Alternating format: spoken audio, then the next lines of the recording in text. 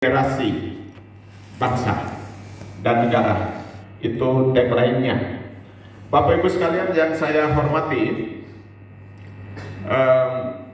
foto saya ini setelah saya ketemu dengan Ibu Puan Maharani di Gedung Nusantara 3. Saya punya gagasan yang saya sebut dengan gagasan Ratu Ile tentang CEFA, Character Education for All. Volumenya itu ada 16 bab, 355 halaman. Gagasan itu sudah saya serahkan ke Presiden. Saya antar sendiri, lalu ke Kemendikbud, ke UNESCO Jakarta, dan juga ke DPR. Yang mendapat respon atas gagasan itu adalah Kemendikbud dengan DPR. 2 kali mereka memberikan respon. Tetapi tindak lanjutnya masih menunggu situasi politik, menunggu perkembangan. Gagasan Ratu Ile tentang Character Education for All itu menjadi referensi utama untuk menyusun pendidikan karakter yang nanti saya perjuangkan untuk dipersiapkan menjadi mata pelajaran di sekolah dari SD sampai perguruan tinggi. Saya membuat glosarium untuk pendidikan karakter. Saya menemukan ada 500 diksi yang mengandung nilai. Pak Nus waktu masuk itu ada 4 kamus bahasa Indonesia dalam posisi terbuka plus kamus bahasa Inggris. Karena saya punya kecerdasan linguistiknya lemah, saya tidak terlalu cepat bahasa Inggris. Yang saya ucap, yang saya tahu begitu. Ya, dari 500 diksi yang mengandung nilai, saya selidiki lagi. Ternyata saya temukan ada 135 diksi yang bisa dirumuskan menjadi tujuan pembelajaran. Menjadi tujuan pembelajaran. Berarti bisa dipakai untuk susun RP-nya. Dari 135 itu, saya urutkan dari simple ke kompleks. Saya bikin ruang lingkup, saya bikin kurikulumnya. Nanti di SD kelas 4 diajarkan ini, SD kelas 5 diajarkan ini, 6 dan sampai perguruan tinggi itu finalisasi karakter. Finalisasi untuk dia menuju ke lapangan kerja. Dia berorganisasi, dia berada pada suatu komunitas. Dan itu sudah didapat. Saya sudah selesaikan buku karakter, mata pelajaran karakter dari SD kelas 4, 5, 6. Tiap kali saya kerja, saya lapor daftar isinya ke sana. Lalu sekarang ke SMP, menuju ke SMP. Biarkan di sana gejolak politik jalan, tetapi saya tidak bisa berhenti bekerja. Karena ini gagasan yang harus diperjuangkan. Saya ambil contoh begini. Ada pokok materi tentang kejujuran. Kalau kita itu, saya sedikit rasa tidak enak kalau mendengar pendidikan anti korupsi. Itu saya paling tidak suka dengar. Pendidikan anti korupsi. Narasinya tidak positif, tidak normatif. Yang kita ajarkan itu kejujuran. Dan kejujuran ini prosesnya lama. Dia harus dari SMP dapat tentang kejujuran.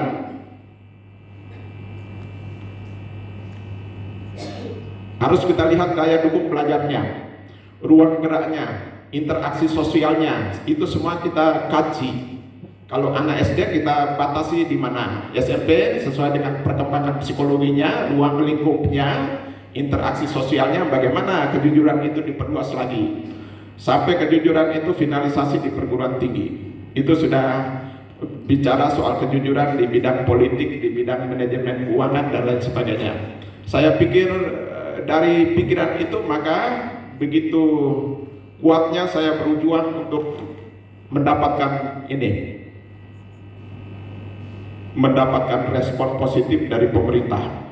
Dan nanti kalau saya ketemu dengan Komisi 10, mudah-mudahan bisa terjadi, saya akan menjelaskan semuanya ini. Bapak Ibu sekalian yang saya hormati, itu soal gagasan saya. Kita masuk ke slide 1, mohon. Sekarang kita berada pada suatu komunitas yang sedang berjuang untuk Yolindo maju. Dia maju untuk generasi dan untuk turun-temurun. Giordino mempertahankan kebenaran sampai dia tewas, juga untuk kebenaran turun-temurun. Sampai sekarang kita yakini kebenaran heliosentris, bahwa matahari itu sebagai pusat peredaran tata surya. Bruno Soekarto punya jasa begini besar, juga akan dinikmati oleh generasi dan ke generasi, dan ini harus ada pada pikiran kita dan ada pada hati kita. Tidak boleh lepas itu. Kita lihat kurva ini. Ini saya gambar kurva normal. Sumbernya tidak ada, saya gambar imajinasi saja. Tapi pernah saya mendengar sebutan-sebutan hasil riset, tapi sumbernya saya tidak tahu. Tetapi barang ini penting, jadi saya harus sampaikan. Dalam suatu manajemen organisasi, dalam suatu komunitas, biasanya ada leader. Lalu setelah leader itu biasanya 10%. Orang-orang di antara kita itu biasanya, kalau kita riset, maka yang berkarakter leader itu sekitar 10%. Nanti ketemu juga di kelas pembelajaran juga sama.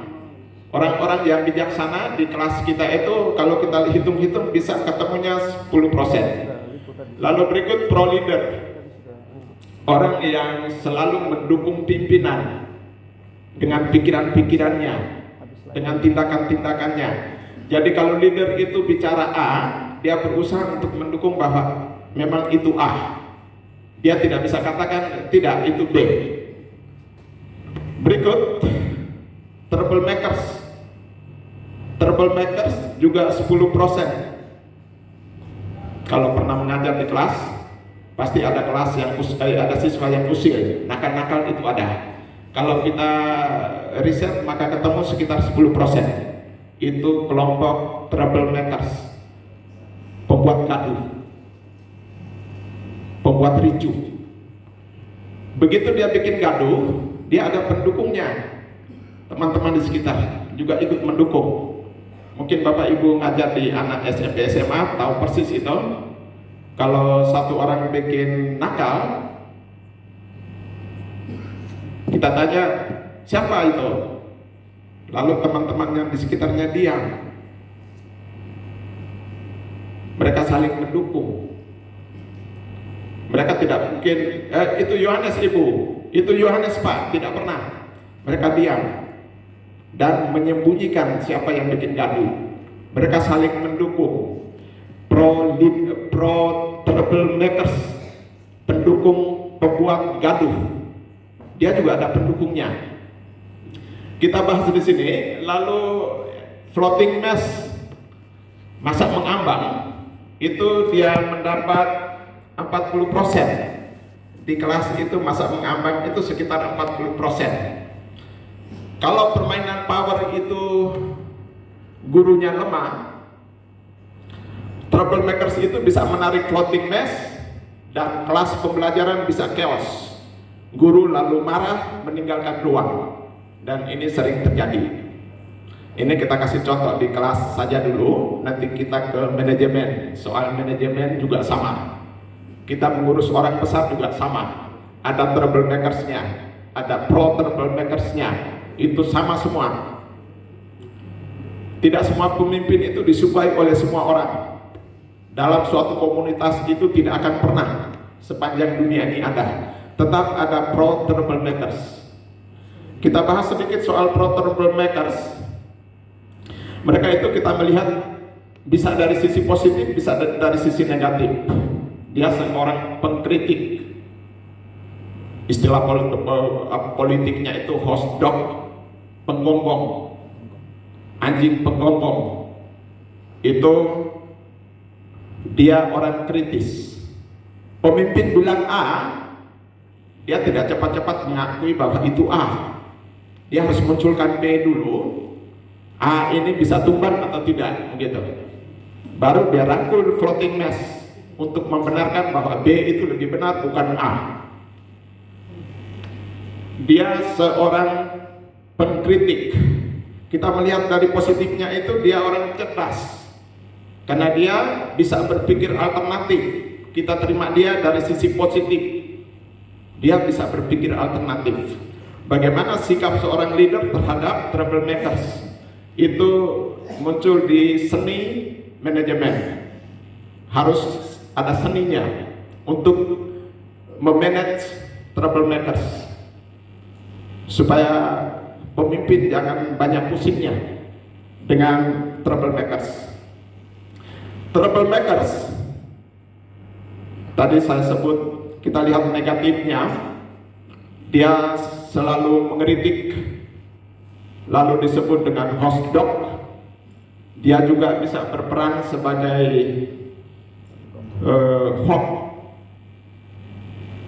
apa istilahnya, racun dalam organisasi. Istilah politiknya poison juga boleh. Poison itu racun juga. Lalu dirty mind juga bisa, pikiran kotor, dirty mind. Lalu berikut hati yang kotor, dirty heart. Lalu dia bisa menjadi racun, toksis. Baru ingat, toksis atau poison, itu racun. Kalau dia tidak bisa mengendalikan diri, itu dari leader dan floating mass itu melihat dia sebagai racun dalam komunitas. Dan ini saya sudah kasih keyakinan bahwa di setiap komunitas selalu ada. Saya hanya mau kasih tahu, begitu terlibat dalam troublemakers, saya sarankan, mohon ingat Bruno Soekarto. Tidak boleh Uyolindo belum menemukan titik puncak, dia lalu ke chaos. Itu pengaruh dari troublemakers. Pihak eksternal kita tidak bisa persalahkan kalau sebuah komunitas itu, sebuah lembaga itu chaos. Saya punya cerita.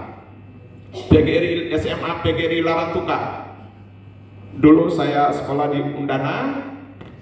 PGRI itu yang membiayai saya, kasih beasiswa untuk kuliah fisika di Undana. Waktu mau selesai, pas ketua yayasan itu posisi ketua DPR di Larantuka, namanya Plibus Keban. Yang senior pasti bisa ingat nama itu, Plibus Keban. Begitu yudisium, waktu masih surat menyurat, dia tulis surat resmi dari sana. Karena dia mendengar ada tawaran Undana untuk saya jadi asisten, karena dulu S1-nya belum ada. Saya jadi asisten supaya nanti dibiayai untuk pulang mengajar di Undana. Begitu dia dengar, dia bikin surat resmi. Lalu saya takut harus pulang. Dia bilang, Petrus, dia bilang, segera pulang karena roster di sini sudah atas nama Bapak. Segera pulang, gitu. Kita masih anak-anak kecil, jadi takutlah, gitu. Tidak bisa berargumen, lalu pulang. Nasib saya lalu jadi guru fisika di SMA, tapi terus saya geluti potensi saya lalu jadi penulis. Bapak Ibu sekalian yang saya hormati, saya harap supaya grafik ini tetap dalam ingatan dalam komunitas Uyolindo. Kita perlu melihat dan memanage kelompok troublemakers yang hanya 10% itu harus dimanage dengan baik supaya Uyolindo tetap bertahan. PGRI Larantuka yang tadi saya mau cerita, sekarang dalam keadaan chaos. Dulu saya mengajar 90-an itu, siswanya sampai 1.300-an. Sekarang siswa 100 tidak sampai, operasional sudah tidak bisa jalan lagi. Saya diundang kepala sekolah untuk kasih jadi influencer di situ. Datang kasih seminar. Kelompok troublemakers itu di luar, tidak mau masuk ruang. Lalu saya dengar bahasa, buat apa dengar? Gitu, dalam bahasa Nadinya. Buat apa dengar? Dia troublemakers di sekolah itu yang membuat sekolah jadi chaos. Pernah dia konsultasi, dia punya tulisan di SMA, saya langsung bentak dia, Pak, saya pikir Pak hebat segala, ternyata engkau masih bisa datang konsultasi soal tulisan di sini. Dia malu tunduk, dia malu. Mungkin kita semua tidak suka dengan troublemakers, tapi ingat, troublemakers itu sudah menjadi karakter, jadi kita hargai. Bagaimana kita memanage troublemakers supaya lembaga itu tetap hidup, dinamis. Nanti kita omong soal kolaborasi dan lain sebagainya. Bapak Ibu sekalian, mudah-mudahan kurva normal ini tetap teringat dalam pikiran kita, sekaligus dipadukan dengan Bruno Soekarto. Sehingga kita harapkan, memang dia perlu ada, troublemakers perlu ada, pengkritik itu perlu ada, karena dia selalu memunculkan pemikiran alternatif. Tetapi ingat, jangan sampai jadi toksis, jangan sampai jadi racun, jangan sampai memiliki menstrea, niat jahat, jangan sampai memiliki hati yang kotor, dirty mind, pikiran yang kotor, dirty heart, hati yang busuk. Jangan sampai memiliki itu. Silakan. Saya akhiri dengan cerita untuk slide 1. Seorang guru junior, dia datang masuk ke ruang saya dalam keadaan gusar, seperti dia mau menyampaikan sesuatu. Saya tanya, bagaimana kabarnya? Ada kabar tidak baik. Lalu saya, sebelum dia cerita, dia mau ngomong soal pemimpin dan lain sebagainya. Sebelum dia cerita, saya tanya dia, apakah kabar itu kabar baik atau kabar buruk? Dia bilang, tidak juga. Tidak, saya tanya, apakah kabar itu kabar baik? Tidak, Pak. Apakah kabar itu perlu saya dengar? Tidak juga. Lalu apakah kabar itu penting untuk saya? Tidak juga. Lalu saya kasih tutup dia, kalau begitu pulang dan bawalah kabar itu dan musnahkan kabar itu. Jangan sampai cerita itu menjadi sampah dalam jiwamu. Mohon direnungkan, sampah dalam jiwa, dirty heart. Terima kasih. Slide 1 sudah selesai, kita menuju ke slide 2. Slide 1 ini kita melihat guru sebagai seorang anggota komunitas. Sekarang slide berikutnya itu kita melihat guru atau dosen sebagai tenaga profesional, orang fungsional. Saya ke skema pembelajaran, ini skema ini di tahun 80-an. Saya ingin mendaur ulang pikiran kita soal skema ini, input, proses, output. Ini diadopsi dari dunia swasta, dunia industri. Ada input, ada raw input, bahan mentah, lalu masuk ke mesin, lalu diproses, lalu outputnya, berapa produksi yang dihasilkan, lalu lari ke pasar.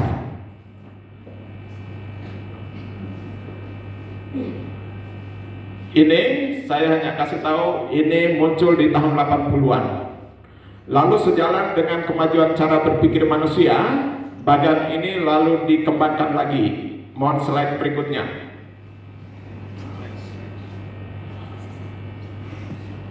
Ini bagian ini dengan pendekatan teori behavioral, dari belajar perilaku. Input itu kita punya siswa.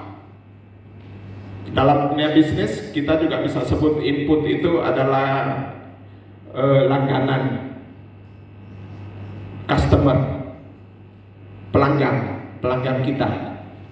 Input siswa itu kita punya pelanggan. Kemudian input ini kita melihat secara detail tentang input, kita lihat tentang siswa. Banyak hal akan kita temukan kalau kita ngomong soal siswa.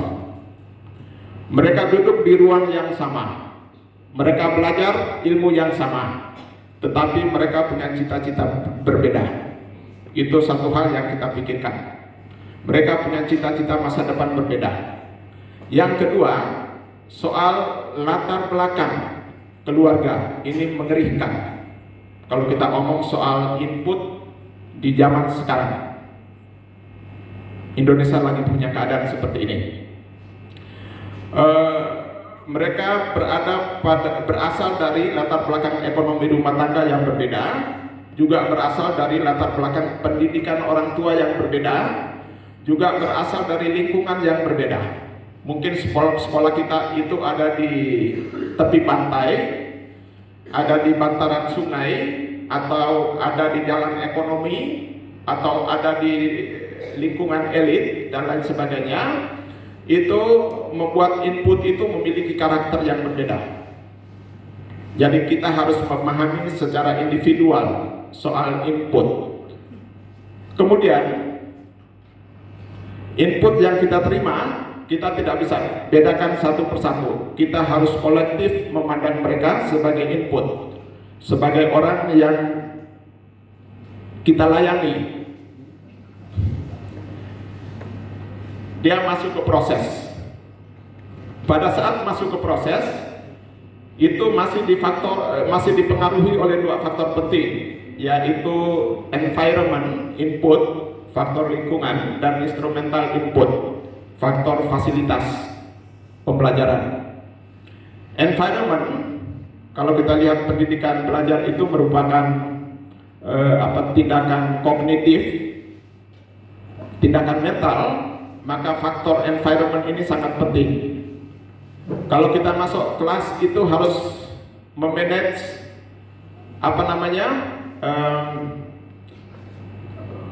pembelajaran awal. Kita harus betul-betul profesional.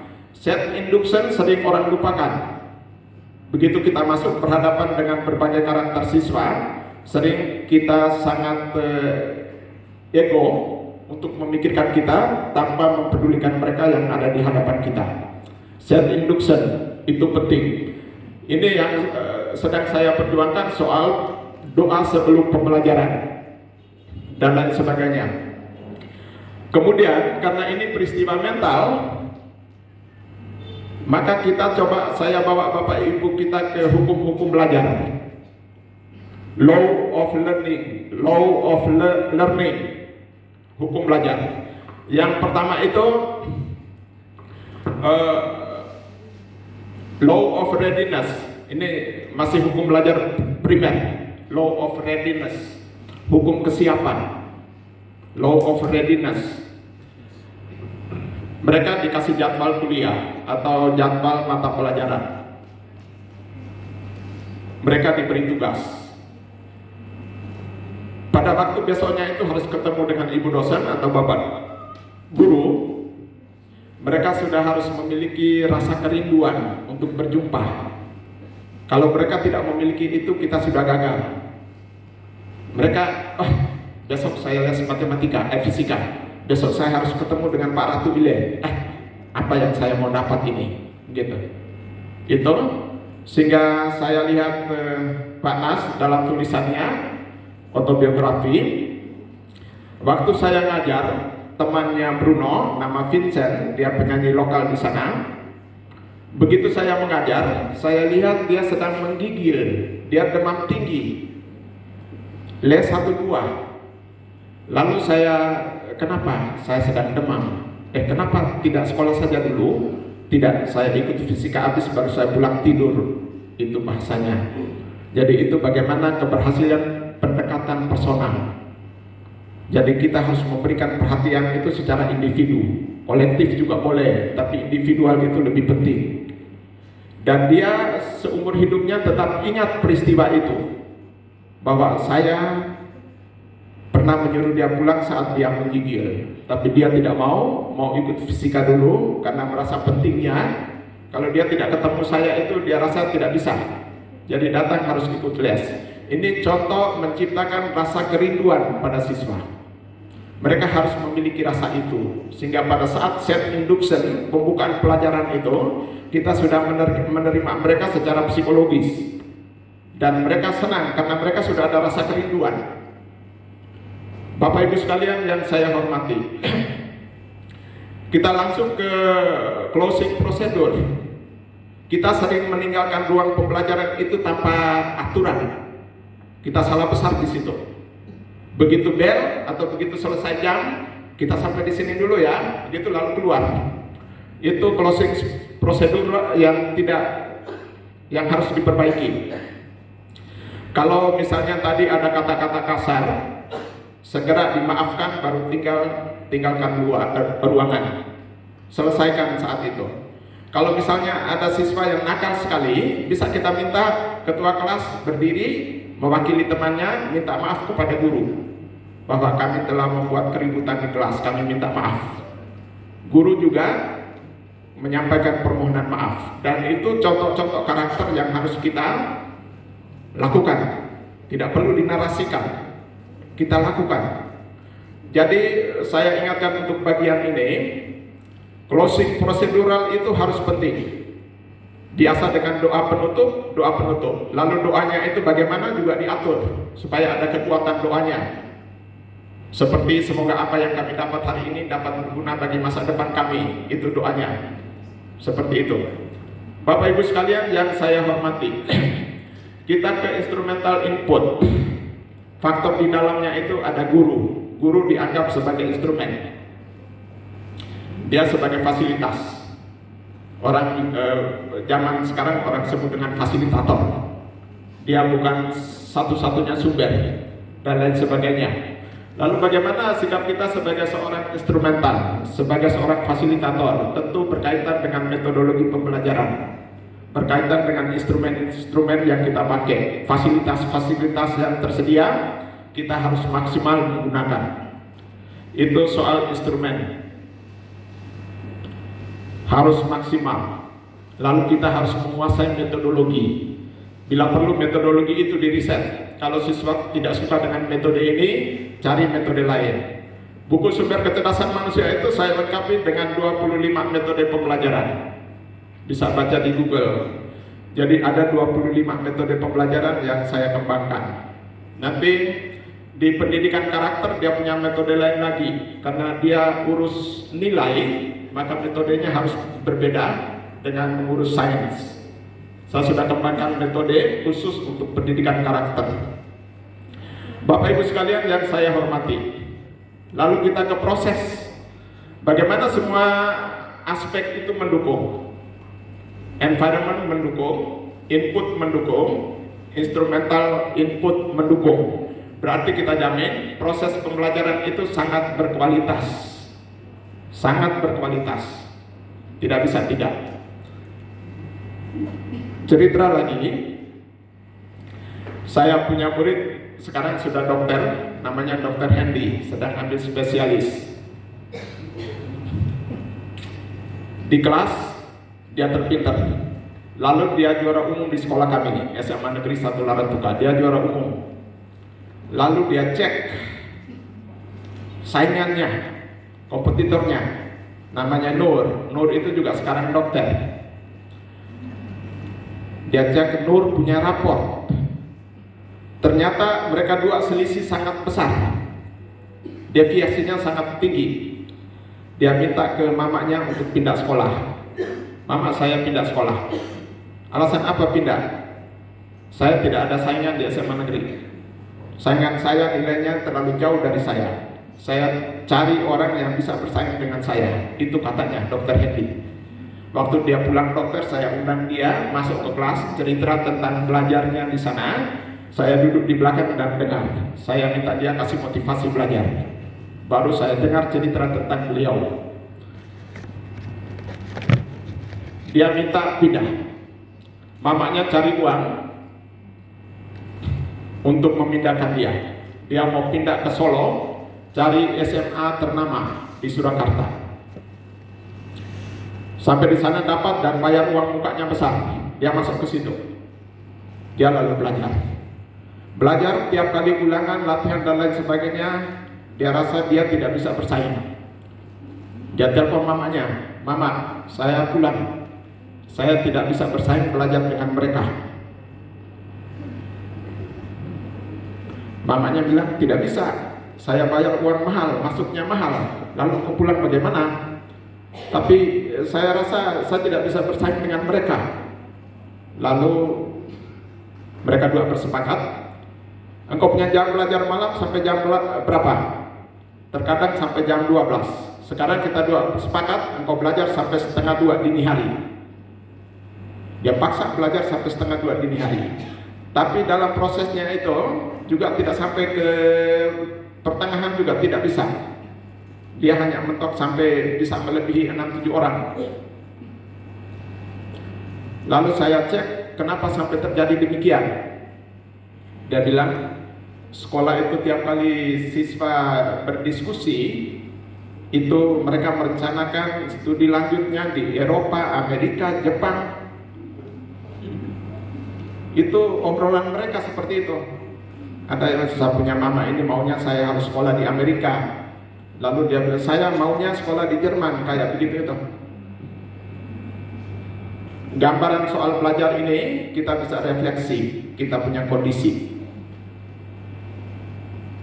Saya menunggu beliau pulang spesialis, baru saya testimoni lagi bagaimana perkembangan untuk kepentingan saya juga, gitu.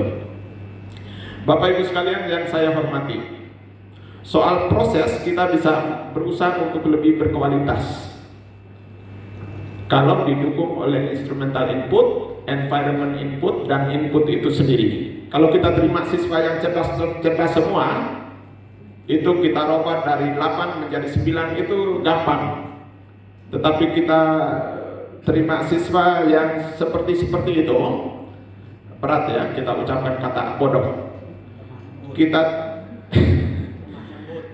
Kita terima siswa yang begitu-begitu, atau kalau kita robah 5 menjadi 6, itu beratnya minta ampun. 9 menjadi 10 lebih gampang dari 5 menjadi 6. Kalau inputnya itu bagus, maka kita akan mudah merubah dia 9 menjadi 10. Tapi merubah 5 menjadi 6 itu pekerjaannya berat sekali, dan perlu forum dialektika itu terus berjalan untuk memecahkan masalah-masalah pembelajaran. Saya harap kita tidak akan pernah berhenti belajar untuk Bapak Ibu. Sekarang outcome, hasil. Dulu itu orang sebut dengan output, lalu kemajuan berpikir manusia, lalu sebut saja input, hasil, yang ada kaitan dengan kualitas hasil. Kalau outcome. Kalau output itu berkaitan dengan kuantitas, jumlah. Sekarang orang mulai bicara soal mutu, kualitas, outcome. Bapak Ibu sekalian yang saya hormati,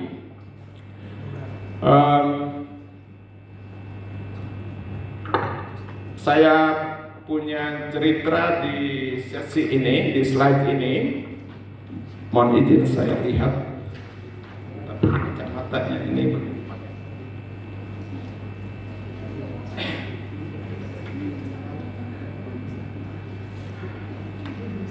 ya. Saya mau cerita soal pangeran dan pengawal.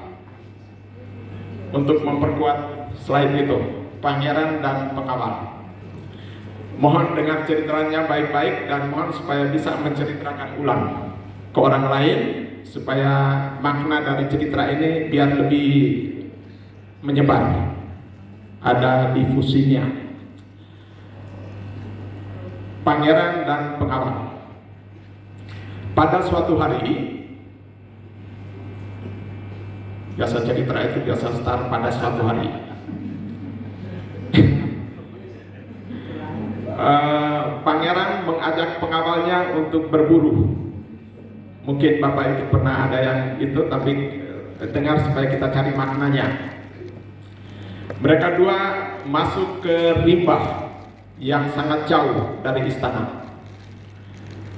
Sang pangeran mengambil posisi agak jauh, pelayannya agak di belakang. Begitu sampai di tengah rimba, pengawalnya melihat pangeran diterkam oleh seekor serigala yang buas. Dia diterkam. Sang pengawal berusaha untuk memukul mundur serigala itu. Dia cepat-cepat memukul mundur. Lalu serigala juga takut dan pergi meninggalkan mereka. Pangeran mengajak pengawal, mari kita kembali ke istana. Dalam perjalanan, sang pangeran menunjukkan bahwa ibu jari tangannya satu putus. Mereka jalan terus ke istana. Sampai di istana, sang pangeran langsung memerintahkan serdadunya untuk memenjarakan pengawalnya. Penjarakan pengawal saya ini, karena dia tidak bisa menyelamatkan ibu jari tangan saya. Lalu pengawalnya dipenjarakan. Sekian hari sampai tangannya sembuh, hasratnya untuk berburu muncul lagi. Sang pangeran lalu berniat untuk berburu sendiri. Dia jalan menelusuri rimba sangat jauh sampai ke wilayah manusia primitif. Dia lalu melihat segerombolan manusia primitif mengelilingi dia, hendak menangkapnya. Lalu perintah pemimpin manusia primitif, ayo mari kita tangkap manusia ini untuk kita persembahkan kepada dewa kita. Dia lalu ditangkap, bawa ke mesbah untuk dipersembahkan. Sampai di mesbah, pimpinan mereka melihat bahwa ibu jari tangannya tidak ada, putus. Dia perintahkan, kita lepas manusia ini karena anggota tubuhnya tidak lengkap. Dia tidak layak untuk dipersembahkan kepada dewa kita. Biarkan dia pergi. Lalu dia pergi meninggalkan mereka. Sampai di istana, dia panggil serdadunya. Serdadu, mari keluarkan pengawal saya dari penjara. Begitu pengawalnya keluar dan mereka berdialog, sang raja menyampaikan permohonan maaf. Pengawal, saya minta maaf. Kalau seandainya ibu jari tangan saya tidak putus dan tubuh saya ini lengkap, maka saya sudah tidak ada lagi. Saya sudah dijadikan bahan persembahan oleh manusia primitif. Lalu pengawalnya juga menyampaikan ucapan terima kasih. Pangeran, saya juga menyampaikan permohonan maaf karena saya tidak menyelamatkan ibu jari tangan pangeran. Dan saya berterima kasih karena saya dipenjarakan. Kalau saya tidak dipenjarakan, maka pasti pangeran mengajak kita dua untuk berburu. Dan kita akan ditangkap, dan sayalah yang menjadi bahan persembahan.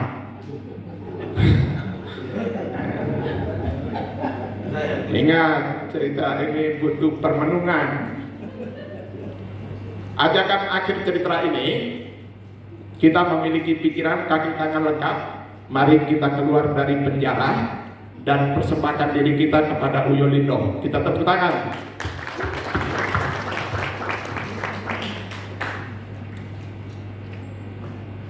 Slide yang terakhir, Pak Moderator. Slide terakhir. Ini bagan saya, sehingga saya tulis nama itu Peratu Iletokan. Bahkan saya itu saya ambil dari belajar itu suatu tindakan kognitif, tindakan mental yang tadi saya sudah omong. Asosiasi ya, kurang I, Eh, Belajar, definisi saya tadi, belajar adalah tindakan individu untuk mengaktifkan inderanya untuk merespon setiap stimulus yang ada di sekitarnya. Itu definisi belajar menurut saya. Ini respon dengan stimulus.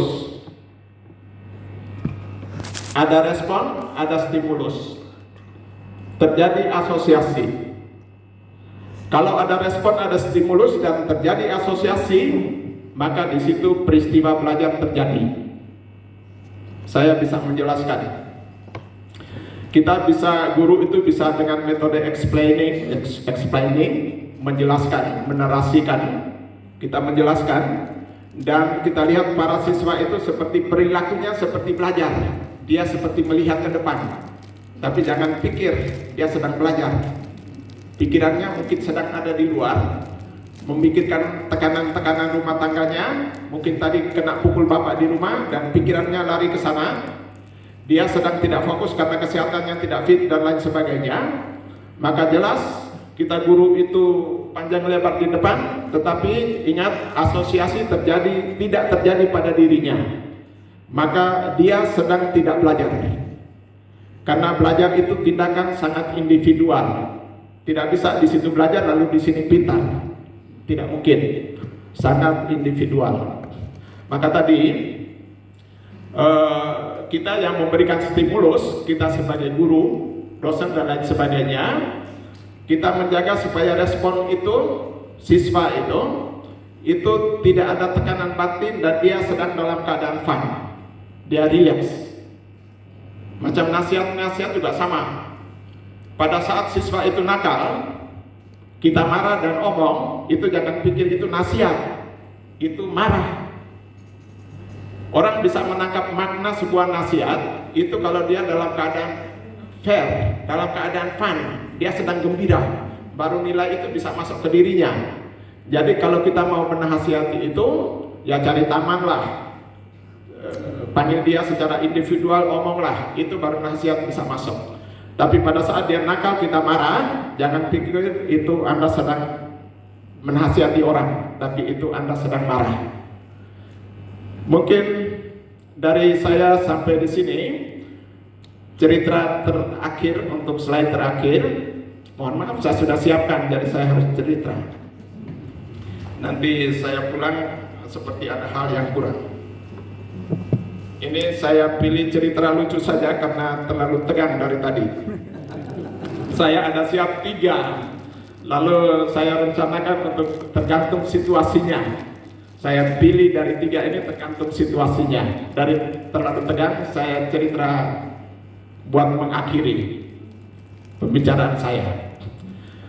Ada seorang guru olahraga di di SD, guru olahraga di SD.